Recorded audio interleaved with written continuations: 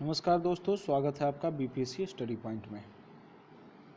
अभी तक हम लोग देख चुके थे कि हमारा संवैधानिक बैकग्राउंड क्या था। ठीक है, हमारा संविधान किस परिस्थितियों में बना, संविधान सभा की गठन कैसे हो गई, ठीक है ना, संविधान के भाग कितने थे, उसके बाद सारी अनुसूचियों के बारे में हमने पढ़ लिया।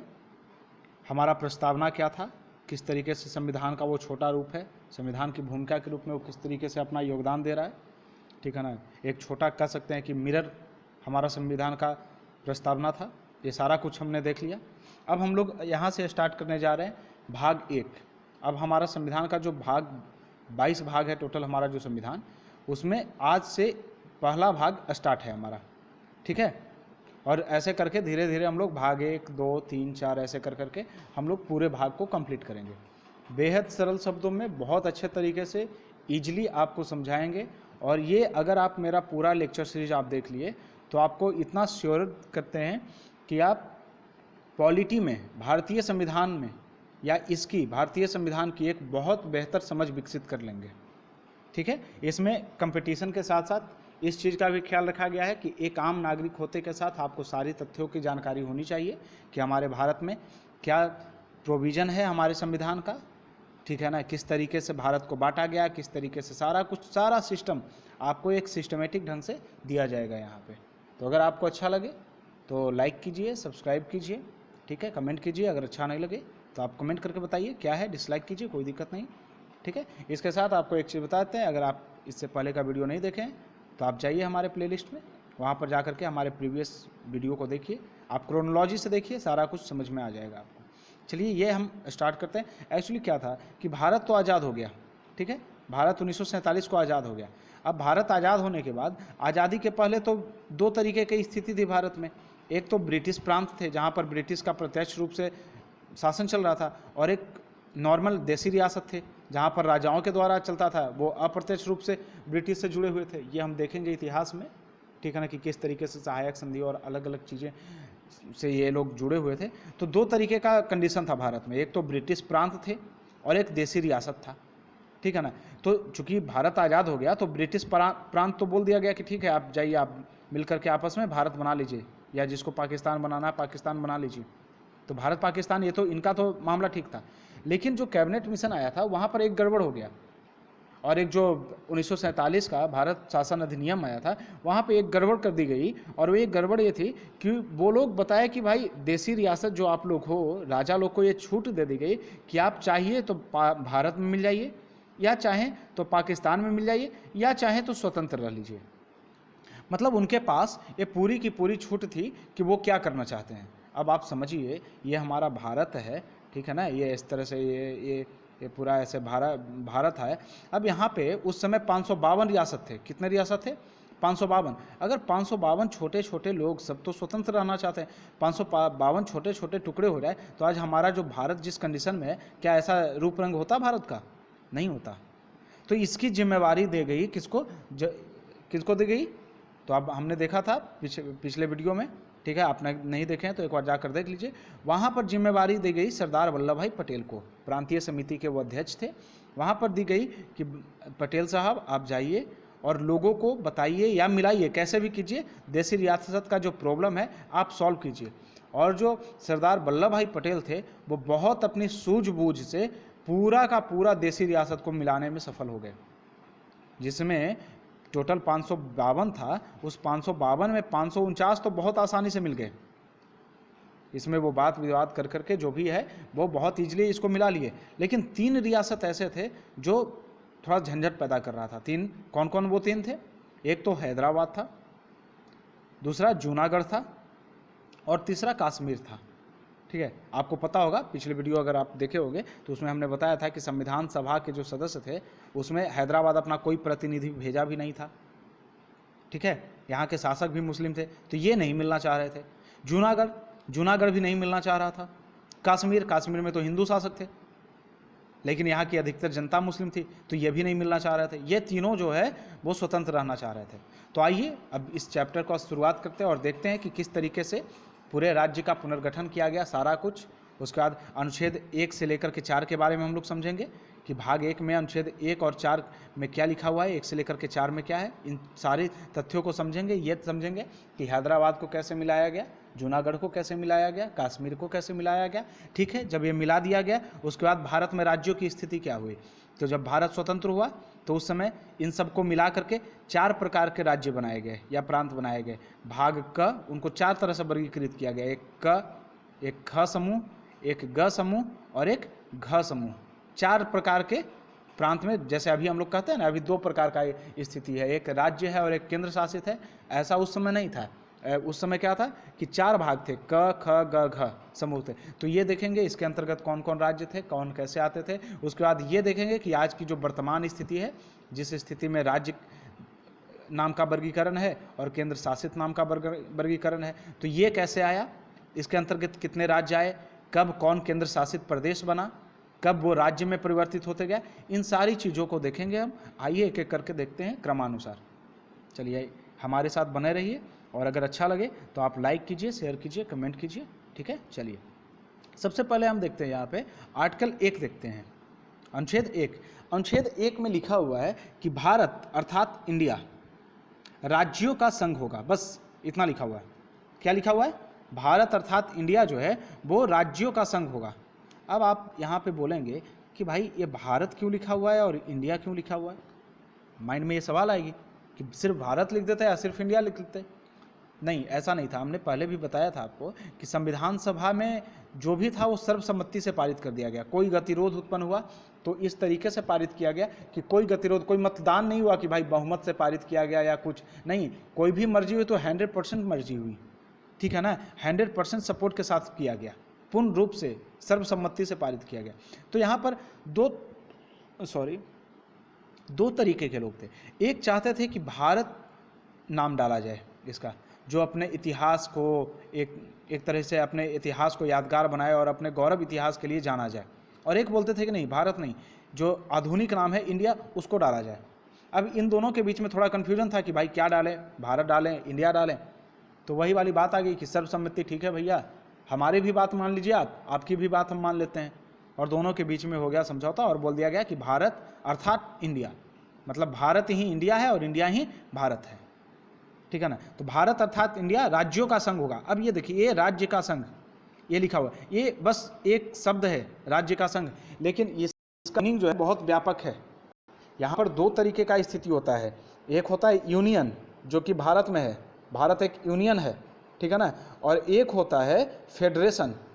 ये क्या होता है? फेडरेशन। जैसे अमेरिका में प्रचलित है, वहाँ जो राज्यों का संघ है, ठीक है ना, उसको फेडरेशन कहते हैं। और हमारे यहाँ यूनियन है। तो हमारे यहाँ और अमेरिका में अंतर ये है कि जो हमारा राज्य है, जैसे ये आपका मान लिया जाए कि ये भारत हो गया, ऐसे ये आपका ऐसे ऐसे करके ये ऐसे ये चला गया भारत ऐसे। ठीक है, अब यहाँ पे गुजरात है, ये कश्मीर है, इधर में बिहार है, ये बंगाल है, इधर नॉर्थ ईस्ट के जितने भी राज्य हो गए, इधर साउथ वाला जितना भी राज्य हो गया, ये एमपी हो गया, दिल्ली, हरियाणा, राजस्थान, ये राजस्थान हो गया। इधर ये जितने भी ये राज्य है, इन सबका बोला गया है कि भैया आप सिर्फ समूह नहीं है, आप अगर चाहें तो ऐसा नहीं कि आज हैं और कल आप चाहें तो आप कल यहाँ से हट जाइए, ऐसा कुछ नहीं है। मतलब आप अगर भारत के हिस्सा हैं तो ये परमानेंट हैं, आपको अलग होने का अधिकार नहीं है।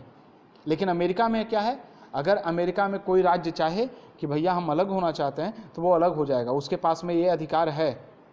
वो चाहे तो रह सकता है, नहीं चाहे तो नहीं रह सकता है।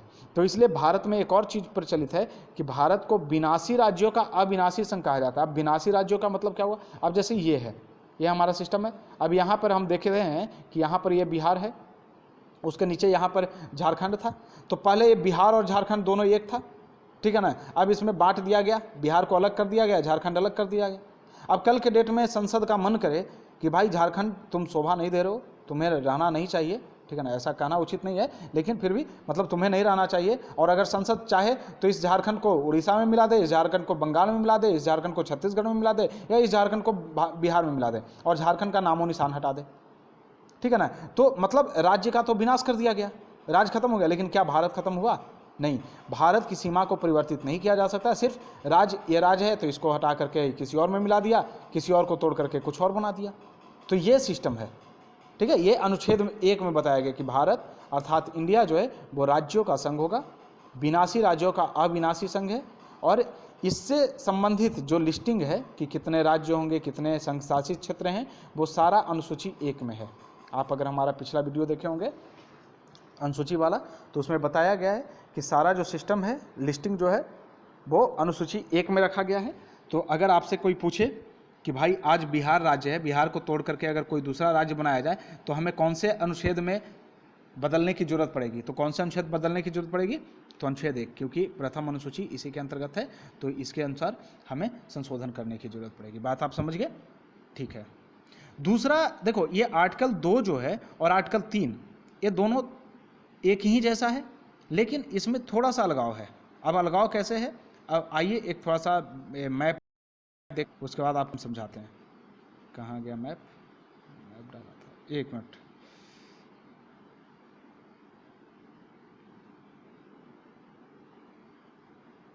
अच्छा, इसमें मैप शायद नहीं है। अच्छा, चलिए कोई बात नहीं, आपको ऐसे ही समझा देता हूँ।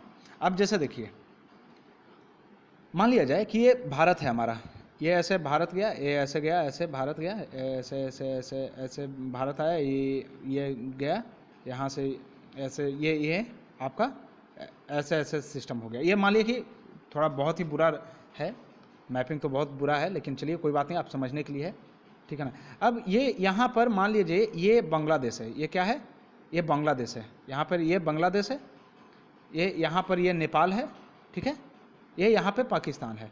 अब मान लिया जाए कि कभी भारत का मन किया, अभी नरेंद्र मोदी जी हैं तो कुछ भी मतलब गारंटी नहीं है। अब ये यहाँ पे देखिए, ये अगर मान लिया जाए कि ऐसे है, यहाँ पे ये गुजरात वाला एरिया हो गया, यहाँ से पाकिस्तान स्टार्ट हो जाता है। मोदी जी का मन किया, भाई पाकिस्तान हमेशा आक्रमण करते रहता है, मोदी जी मान लिया जाए कि लड़ाई किए, उसके साथ युद्ध हुआ और इतना हिस्सा भारत में मिला लिया गया, ठीक है। इधर नेपाल है, नेपाल बोले कि भैया हम प्रशासन चलाने में सक्षम नहीं, आप हमको मिला लीजिए, या बांग्लादेश का कोई हिस्सा बोला गया कि आप हमारे यहाँ मिला लीजिए। तो अनुच्छेद 2 कहता है क्या है कि अगर आप किसी राज्य का, क्या कहता है कि किसी राज्य का अगर प्रवेश करवाते हैं या उसका स्थापना करवाते हैं, तो प्रवेश और स्थापना का मतलब क्या हो गया समझ लीजिए। अगर मान लिया जाए कि पाकिस्तान है, पाकिस्तान का कोई एक राज्य है, जैसे पंजाब प्रांत है, बलूचिस्तान प्रांत है, कोई भी है, अगर वो पूर्ण रूप से इंडिया में आकर के मर्ज हो जाए, किसी कारणवश लड़ाई हो या कुछ भी हो, इंडिया में पूरा आ जाए, तो उसको तो ऑलरेडी एक नाम दिया गया है, तो सिर्फ उसको प्रवेश दिलवाया जाएगा भारत में कि हाँ आज से आप भारत के हिस्सा हो गए, और संसद उसको एक कानून बना करके बोल देगी कि हाँ आप भारत के अब हिस्सा हो गए। लेकिन अगर मान लिया जाए कि हम पाकिस्तान से लड़ाई लड़ रहे हैं और थोड़ा सा पंजाब का, जो पाकिस्तान का पंजाब हिस्सा है, इसका थोड़ा सा हिस्सा, मान लिया कि 10 किलोमीटर स्क्वायर, 20 किलोमीटर स्क्वायर या 40, 50, 100 किलोमीटर स्क्वायर, हम थोड़ा हिस्सा को, किसी छोटे हिस्से को हम कवर किए, अब वो तो राज्य नहीं है, तो उसकी स्थापना करने की जरूरत पड़ेगी। बात आ रही समझ में? प्रवेश और स्थापना क्या हुआ कि अगर हूबहू राज्य को या किसी देश को अपने आप में मिला, जैसे नेपाल कल के डेट में हूबहू पूरे नेपाल को अपने देश में मिला लेते हैं, तो वहाँ पर वो प्रवेश हो गया, और स्थापना नेपाल के कुछ हिस्से को अगर मिलाते हैं तो वो स्थापना हो गया। तो ये आर्टिकल 2 है। आर्टिकल 2 और 3 दोनों आप देखेंगे तो समान है, इसमें वही है, नए राज्य का निर्माण, वर्तमान राज्य में सीमाओं का परिवर्तन, तो ये, लेकिन ये दोनों में सबसे बड़ा अंतर क्या है कि आर्टिकल 2 जो है वो भारत से बाहर के देशों या राज्यों के लिए है। किसके लिए? जो भारत से बाहर हैं, जैसे पाकिस्तान, नेपाल, बांग्लादेश, बर्मा, चाइना। कल के डेट में मोदी जी का मन किया, चाइना से लड़ाई किए, कुछ एक हिस्सा हथिया लिए, तो वो भारत में जो उसका हिस्सा आएगा वो आर्टिकल 2 के अंतर्गत आएगा, ठीक है। बात आ गई समझ में? और आर्टिकल 3 क्या है? अब जैसे हमारा भारत है, ये पूरा देखिए हमारा ये प्यारा भारत है, जबकि मैप तो बहुत ख़राब बन रहा है, कोई बात नहीं, इसमें अलग अलग राज्य है, गुजरात है, राजस्थान है, दिल्ली, पंजाब, हरियाणा इधर है, इधर बिहार हो गया, झारखंड हो गया, पश्चिम बंगाल हो गया, मध्य प्रदेश हो गया, कर्नाटका हो गया, मुंबई हो गया, महाराष्ट्र हो गया, तमिलनाडु, केरला, आंध्र प्रदेश, तेलंगाना, उड़ीसा, ये सब जितना भी है। अब ये मान लिया जाए कि अब अभी जैसे झारखंड बना, तेलंगाना बना, ठीक है ना, तो संसद को ये अधिकार दिया गया है कि भाई आप चाहें तो किसी राज्य को तोड़ करके किसी अन्य राज्य को स्थापना कर सकते हैं, माने निर्माण कर सकते हैं, या आप चाहें तो 2 या अधिक राज्य को मिला करके आपस में एक नए राज्य का गठन कर सकते हैं, या आप किसी राज्य के सीमा में परिवर्तन कर सकते हैं, या आप किसी राज्य के नाम बदल सकते हैं। इस तरह से टोटल 4 ऑप्शन दिया गया है संसद को। पहला किसी बड़े राज्य को तोड़ करके 2 या 2 से अधिक राज्यों में आप बांट सकते हैं। दूसरा, 2 या 2 से अधिक भारतीय राज्य को मिला करके एक राज्य बना सकते हैं। तीसरा, आप उसकी सीमा में परिवर्तन बढ़ा या घटा सकते हैं। जैसे मान लिया जाए कि आज बिहार की जो सीमा है उसका कल के डेट में संसद का मन करे कि भैया जो ये जो बिहार की सीमा यहाँ है ये सीमा घट जाएगा और जो अभी गया में ये झारखंड को टच करता है वो अब पटना से टच करेगा, तो जहानाबाद और गया जो है वो झारखंड के हिस्से में चला जाएगा, ठीक है ना। तो ये कल के डेट में संसद कुछ भी कर सकता है, उसके ऊपर है, क्योंकि ये अधिकार संसद को, ये जितनी भी चीज़ें हैं ना, ये अनुच्छेद 1 या किसी राज्य को बाहरी राज्य को मिलाना या अनुच्छेद 3 के तहत कोई राज्य का निर्माण करना, ये सारा शक्ति किसे दिया गया है? संसद को। और संसद को इसके लिए कोई संविधान संशोधन करने की जरूरत नहीं, सिर्फ और सिर्फ बहुमत चाहिए। क्या चाहिए? बहुमत। बहुमत का मतलब क्या होता है? 50% 1, 50% प्लस 1, मतलब अगर 100 सीट है तो हमको 51 सीट अगर हाँ कर दिया, 51 लोग यस कर दिए तो वो चीज़ काम हो जाएगा। बस साधारण बहुमत चाहिए। आप ध्यान रखिएगा, संविधान संशोधन अलग अलग होता है, उसमें 2/3 बहुमत होता है, उसमें स्पेशल बहुमत होता है, कुछ संविधान संशोधन में राज्यों का भी जरूरत पड़ती है, ठीक है ना। तो ये साधारण बहुमत से ये सब सारा काम होगा, अनुच्छेद 2, अनुच्छेद 3, ये सब सारा कुछ। तो आप समझ गए। इसके लिए एक और चीज़ आपको बताते हैं, एक बहुत बड़ा इंटरेस्टिंग फैक्ट आपको बताते हैं कि एक बेरूबारी विवाद आया था, बेरूबारी एक केस आया था, ठीक है ना। उस समय एक्चुअली हुआ क्या था कि 1958, आप जानते हैं कि जो हमारा भारत में सीमा का विभाजन हुआ वो रेड क्लिफ के द्वारा किया गया। जो सीमा आयोग के अध्यक्ष थे, भारत और पाकिस्तान के बीच सीमा का जो निर्धारण था वो किसके द्वारा किया गया है? रेड क्लिफ के द्वारा। ये कई बार क्वेश्चन पूछा गया, तो आप ध्यान रखिएगा। तो रेड क्लिफ जो थे वो पाकिस्तान वाला, इधर जो वेस्टर्न पाकिस्तान का जो एरिया था, इधर वाले पार्ट को तो वो बढ़िया से अध्ययन किए थे, लेकिन ये जो ईस्टर्न पाकिस्तान, जो बांग्लादेश उस समय कहा जाता था, इसके सीमा का अध्ययन नहीं किए वो ध्यान से, और बस टेबल पर बैठे बैठे बोल दिए कि भाई ये पुलिस चौकी है, ये पुलिस चौकी है, ये पुलिस चौकी है, अब इसको मिला करके भाई ऐसे ऐसे मिला करके जो लाइन गठित कर, मतलब लाइन खींच दिए और बोले कि ये इसके इस तरफ भारत हो जाएगा, इसके इस तरफ पूर्वी पाकिस्तान हो जाएगा, मतलब पश्चिम की तरफ भारत हो गया और पूर्व की तरफ पूर्वी पाकिस्तान हो गया, इस तरीके से कर दिए। अब बाद में जब अधिकारी लोग लाइन खींचने गए बॉर्डर के लिए, तो वहाँ पर ऐसा हुआ स्थिति कि रात में कोई बंदा सोया था भारत में, आ गया पाकिस्तान की तरफ, और कोई भारत में सोया था, आ गया पाकिस्तान की तरफ। मतलब स्थिति ऐसी हुई कि वो जो सिस्टम था, क्या बोलते हैं, बहुत सारे लोगों को जो ये पुलिस चौकी को मिला करके जो लाइन खींच दिया गया और ये बता दिया गया कि भैया ये आपका बॉर्डर है, इधर भारत हो गया, इधर पाकिस्तान हो गया। ऐसे में बहुत सारे गांव के बीचों बीच चला गया, गांव में घर उनका पाकिस्तान में आ गया, उनकी सारी ज़मीनें खेत जो है भारत में आ गई, किसी के घर के बीचों बीच चला गया। यही एक विवाद हुआ था बेरूबारी गाँव का। वो गांव का नाम क्या है, नोट डाउन कर लीजिए, बेरूबारी गांव। उसमें सिस्टम क्या था कि वो मुस्लिम बहुल इलाका था और वो भारत में आ गया था, अब उसे होना चाहिए था पाकिस्तान में, ठीक है ना। तो नेहरू जी उस समय के तत्कालीन प्रधानमंत्री थे, बोले ठीक है भाई कोई बात नहीं, हमें तो अधिकार है अनुच्छेद 3 के तहत कि हम राज्य के सीमा में परिवर्तन कर सकते हैं, बढ़ा सकते हैं या घटा सकते हैं। तो ठीक है, हमारा जो बंगाल का ही जो हिस्सा है, बेरूबारी बंगाल में पड़ता था, तो जो पश्चिम बंगाल का हिस्सा है, तो पश्चिम बंगाल का हम सीमा कम कर देते हैं और ये वाला जो बेरूबारी है इसको पाकिस्तान मतलब बांग्लादेश को दे देते हैं, कोई बात नहीं। तो अब ये इसके लिए राष्ट्रपति के पास में चला गया कि भाई आप दीजिए, अब तो कानून है। एक चीज़ और ध्यान रखिएगा, जो अनुच्छेद 2 और 3 के तहत जो भी राज्य का निर्माण करना है या जो भी प्रवेश स्थापना, नाम में चेंजिंग या सीमा में चेंजिंग करना है, इसके लिए राष्ट्रपति का पूर्वानुमति जरूरी है, मतलब राष्ट्रपति के अनुमति जरूरी है। बिना राष्ट्रपति के पूर्व अनुमति से आप कोई काम नहीं कर सकते। तो इसलिए जवाहरलाल नेहरू जो है वो राष्ट्रपति उस समय राजेंद्र प्रसाद थे, उनके पास में ये प्रपोजल भेजे कि राजेंद्र जी देखिए ऐसा ऐसा बात है, हम चाहते हैं कि बेरूबारी जो है मुस्लिम बहुल इलाका वो पाकिस्तान को मिलना चाहिए, तो उसे हम दे देते हैं, ठीक है ना। तो अब इनको समझ में नहीं आया राजेंद्र प्रसाद को, उनको लगा यार ठीक है बात तो सही कर रहा है जवाहरलाल जी, ये बोल रहा है कि हमें तो अधिकार है कि किसी राज्य का सीमा में परिवर्तन कर सकते हैं, तो ये हमारा अगर पश्चिम बंगाल का ही राज्य है तो ठीक है, ये वाला गाँव इतना काट करके, सॉरी ये हम गांव काट करके इसको देते हैं ये में, ठीक है ना। लेकिन वो सोचे कि एक बार सुप्रीम कोर्ट से सलाह लेते हैं, तो आर्टिकल 100 कितना के तहत 43 के तहत उन्हें अधिकार है राष्ट्रपति को कि वो सुप्रीम कोर्ट से सलाह ले सकता है, मानने न मानने के लिए बाध्य नहीं है। तो सुप्रीम कोर्ट से जब सलाह लिया गया तो सुप्रीम कोर्ट बोला कि देखिए भैया बात ऐसी है कि आप किसी राज्य का सीमा बढ़ा या घटा सकते हैं, लेकिन उस राज्य को आपको भारत में ही रखना होगा। ऐसा नहीं कि आप सीमा घटा दिए और सीमा घटा करके उस राज्य को किसी और को दान कर दिए, ये अधिकार नहीं है। मतलब भारत के राज्य का परिवर्तन करना ठीक है ना। ये आपको अधिकार नहीं है, ये तो फिर आपके पास ये जो साधारण बहुमत है इसके तहत तो बिल्कुल अधिकार नहीं है आपको। इसके लिए तो आपके पास सिर्फ एक चांस है और वो है संविधान का संशोधन कीजिए, और उस संविधान संशोधन में आप कर करके फिर बेरूवारू को आप दे दीजिए। और फाइनली फिर क्या हुआ, 1960 में संविधान संशोधन हुआ, शायद 9वां संविधान संशोधन था, आप देख लीजिएगा, और उसके तहत संविधान संशोधन करके फिर इस गांव को दिया गया। बात आ गई समझ में। अगर सिर्फ नाम में परिवर्तन करने की, क्षेत्र में परिवर्तन करने की, बढ़ाने घटाने, 2 राज्य को जोड़ना, 1 राज्य को तोड़ना, अगर इस तरीके की बातें होती तब तो साधारण बहुमत की जरूरत थी। ये हम पूरा जो कहानी सुनाए ये इसलिए सुनाए कि आप इस चीज़ को समझ सकें कि किसी राज्य के नाम में परिवर्तन करना, नया राज्य स्थापना करना, ये संसद का बस एक नॉर्मल बहुमत, साधारण बहुमत की जरूरत होती है। लेकिन अगर उसे कहीं बाहर देना है, ठीक है ना, तब वहाँ पे संविधान संशोधन की जरूरत होती है। अब इसका चर्चा दिया गया है अनुच्छेद 4 में। अनुच्छेद 4 में बोला गया कि ये जो अनुच्छेद 2 और 3 के तहत आप किसी राज्य को नया लाते हैं या स्थापना करते हैं, प्रवेश करवाते हैं, निर्माण करवाते हैं, या उसके सीमा में परिवर्तन करते हैं, या नाम में परिवर्तन करते हैं, कुछ भी आप करते हैं, ठीक है ना, तो ये 368 आर्टिकल के तहत संविधान संशोधन नहीं माना जाएगा।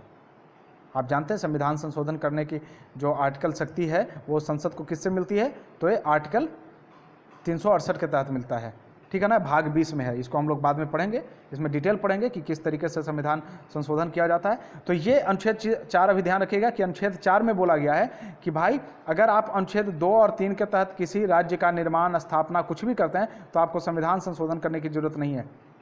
हाँ, एक चीज़ और ध्यान रखिएगा, अगर मान लिया जाए कि जैसे अभी तेलंगाना का निर्माण किया गया, ठीक है, तो ये तो संसद के पास में अन्यन शक्ति है, वो कोई भी राज्य का निर्माण कर सकती है, कुछ भी कर सकती है, इसमें संविधान संशोधन नहीं कराएगा। अब इसमें एक तो पहली चीज़ कि राष्ट्रपति के पूर्वानुमति से कोई भी विधेयक पारित किया जाएगा या पेश किया जाएगा संसद में। इसके साथ साथ जब राष्ट्रपति के पास में वो अनुमति के लिए जाता है तो वहाँ पर राष्ट्रपति संबंधित राज्य के विधानमंडल को भी भेजते हैं। किसको भेजते हैं? विधानमंडल को। वो इसलिए भेजते हैं कि वहाँ का विधानमंडल का क्या राय है, क्या विभाजन करना चाहिए, नाम परिवर्तन करना चाहिए, नहीं करना चाहिए, इस पर उसका मत जानने के लिए, ताकि राष्ट्रपति जो है एक निष्पक्ष फैसला ले सके, ठीक है ना। लेकिन यहाँ पर एक चीज़ है, राष्ट्रपति किसी के मत को, विधान परिषद का या जो विधानमंडल है उसके मत को स्वीकार करने के लिए बाध्य नहीं है। अगर विधानमंडल बोल दिया कि नहीं आप आंध्र प्रदेश को मत तोड़िए, लेकिन राष्ट्रपति का मन है नहीं तोड़ दिया जाए, तो राष्ट्रपति तोड़ सकते हैं। ये संसद के पास अधिकार है। विधानमंडल से सिर्फ वो सलाह ले सकते हैं, एक बार भेज देंगे और बोलेंगे ठीक है भैया आप एक बार बता दो यार कि इसको करना है या नहीं करना है, ठीक है ना। तो सिर्फ सलाह लिया जा सकता है, बाकी और कुछ नहीं। तो आई होप आपको ये 4 आर्टिकल बहुत अच्छे तरीके से समझ में आ गया होगा। हम बहुत सिंपल वे में समझाने का कोशिश किया है। अनुच्छेद 1, भारत अर्थात इंडिया राज्यों का संघ होगा, ठीक है, अर्थात इसमें जितने भी राज्य हैं इसको तोड़ा नहीं जा नाम परिवर्तन या तोड़ा जा सकता है, लेकिन भारत की सीमा में कोई परिवर्तन नहीं की जा सकती है। अंदर में तोड़ मड़ोड़ जोड़ जो भी करना है कर लीजिए, लेकिन भारत की सीमा में कोई ये नहीं किया। कल के डेट में पूरे भारत का मन होगा, बोलेगा कि नहीं भाई ये जो 28 राज्य है इसको तोड़ करके हम पूरा एक राज्य बना देते हैं। जैसे अभी जम्मू कश्मीर क्या हुआ, जम्मू कश्मीर को राज्य हटा दिया, बोला कि अब राज्य नहीं केंद्र शासित प्रदेश रहेगा।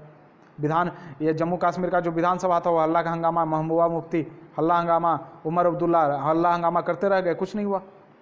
पूरे जम्मू कश्मीर का सिस्टम ही चेंज कर दिया। तो ये संसद के पास में पावर है, ठीक है। ये तो अभी रिसेंटली है, बहुत इंपॉर्टेंट आर्टिकल है, सब कई एग्जाम में पूछा है। उसमें पूछा है कि नए राज्य के निर्माण संबंधी कौन सा आर्टिकल है, तो अनुच्छेद 3 है। अनुच्छेद 2 और 3 में कंफ्यूज नहीं होना, 2 बाहरी राज्य के लिए है, बाहरी देश के लिए। अनुच्छेद 3 जो है, सॉरी 30 नहीं 3, वो हमारे देश के अंतर जितने राज्य पड़ते हैं उसके लिए है। और 4 के में बोला गया कि ये 2 और 3 में अगर कोई नए राज्य आते हैं, बढ़ते हैं, घटते हैं, कुछ भी होते हैं, तो वो संविधान संशोधन 368 के तहत नहीं होगा। बात आ गई समझ में। ये था हमारा अनुच्छेद के बारे में।